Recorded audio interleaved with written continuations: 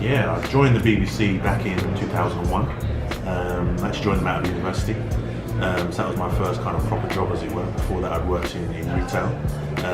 And media had always been something that I'd really wanted to get into. And I began working with the BBC in journalism, in regional news down in Kent. London boy, but I ended up working down there. Worked there for a little while, and then found my way into a journalism training scheme, and then moved to offices in London, TV Centre, and then worked there continuously. So I was working in journalism originally, moved into production, development, documentaries, and then made the move into sport, and worked in sport for quite a few years. Things like Match of the Day, things like the Beijing Olympics, Wimbledon, London Marathon. And it was a really fun, interesting time at the BBC. I learned a lot, made a lot of good friends. The training second to none, and it was a really good place to kind of develop my career. Well, BCOMS began around about 7 years ago, so I think it would be around 2010. A good friend of mine, Leon Mann, had the original idea. He came to me and spoke about it, and I thought it was brilliant to try to bring together Africans and Caribbeans in the industry and those wanting to get into the industry. So it was a real good way for us all to connect on a personal level and on a professional level, and help to develop both ourselves and also the community. So I worked with Leon and other founder members to develop BCOMS. Back then we didn't have a name, we threw around all kinds of things. And I would like to take the credit for coming out with BCOMS. But to be honest, it was a collective effort. Hence Black Collective of Media and Sport. But the idea was a really, really good one. We all worked really hard to bring it into reality.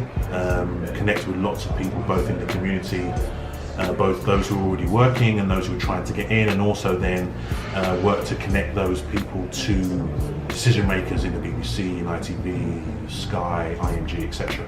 And BCOMS is still going, it's still developing, it's still doing great work. And I really love to see the fact that, although I'm no longer in the UK, I'm still connected to it, and I really love how it's developed and grown, and how people's careers have grown with it. I think if you want to get into the sports media industry, first thing, you have to know that it's right for you. You know, on the outside, it can be something where you think you're going to go to Old Trafford and you think you're going to be hanging out with, Usain Bolt or Serena Williams.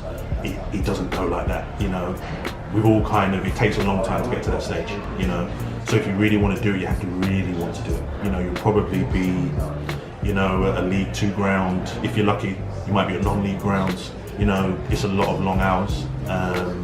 The beginning is it's a bit of a slog, but if you really want to be in it, commit to it, and keep working.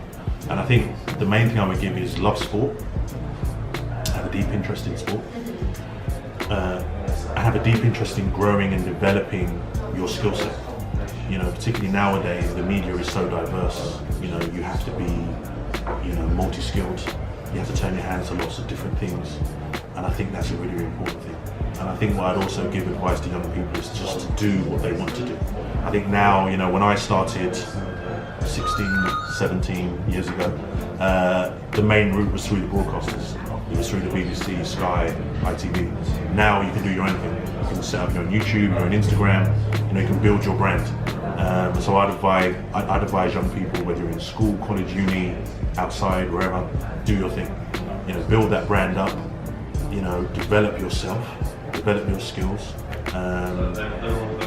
And it may well be that you make it to a broadcaster, or maybe you don't want to. Maybe your brand is enough for you. So that would be my advice, to really develop yourself, and really believe in yourself, and believe in your passion.